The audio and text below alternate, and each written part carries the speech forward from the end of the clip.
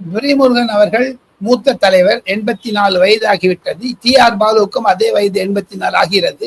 ஆக மொத்தம் டி.ஆர். பாலு வரமாட்டார் என்பதைத்தான் 2, 3 திமுக எம்பிக்கள் ஆணித்தரமாக சொல்லுகிறார்கள்.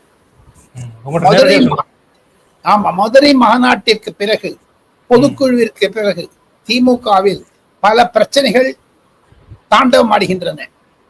ஒரு வருடத்திற்கு முன்பு திமுகவினுடைய பொதுக்குழுவில் முதலமைச்சர் மு க ஸ்டாலின் பேசும்பொழுது தனக்கு தூக்கம் வருவதில்லை, மறுநாள் காலையில் எந்த பத்திரிகை பார்த்தாலும் எந்த அமைச்சர் எதை சொல்ல போகிறார் என்று தெரியாமல் இருக்கிறேன், அதிர்ச்சியாக இருக்கிறது என்றெல்லாம் தன்னுடைய மன தாங்கல்களை தெரிவித்தார்.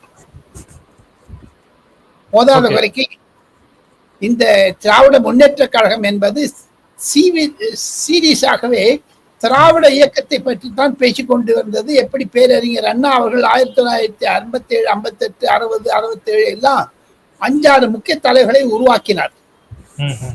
என்.வி. நடராஜன், பாவு சண்முகம், சத்தியவாணி முத்து, கே. ராஜாராம், வி.ஆர். நெடுஞ்செழியன் போன்றவர்கள் எல்லாம் அவங்களால் தயாரிக்கப்பட்டவர்கள். ஆனால் மு க ஸ்டாலினை முன்னிறுத்திய மு கருணாநிதி அவர்கள் 5 பேரை தந்தார். அவருக்கும் சில முக்கியமான 5 பேர் தந்தார். இவருக்கு ஏற்ற மாதிரி துரைமுருகன் அதுல ஒண்ணு. துரைமுருகன் விலகி போகிறார் என்றால், விலக்கப்படுகிறார் என்றால் அவர் உடல்நிலை காரணம். அதையும் தவிர சிலதை பேசுவார், அவர் உண்மையாக பேசுவார். ஆனால் மு க ஸ்டாலின் உதயநிதியிடம் 2023 திராவிட முன்னேற்ற கழகத்தினுடைய எதிர்காலத்தையும் தமிழக அமைச்சரவையினுடைய எதிர்காலத்தையும் துணை முதலமைச்சர் பொறுப்பு என்று கொடுத்த பிறகு திமுகவில் கலைவரங்கள் அதிகமாகிவிட்டது, ருத்ர தாண்டம் அதிகமாகிவிட்டது.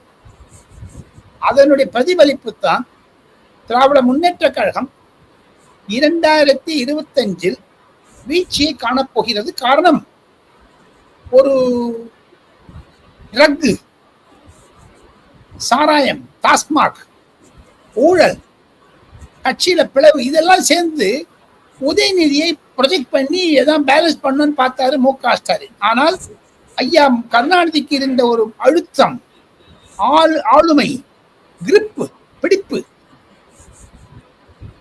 அதெல்லாம் மு க ஸ்டாலின் இல்லை என்று தான் எனக்கு தெரிகிறது.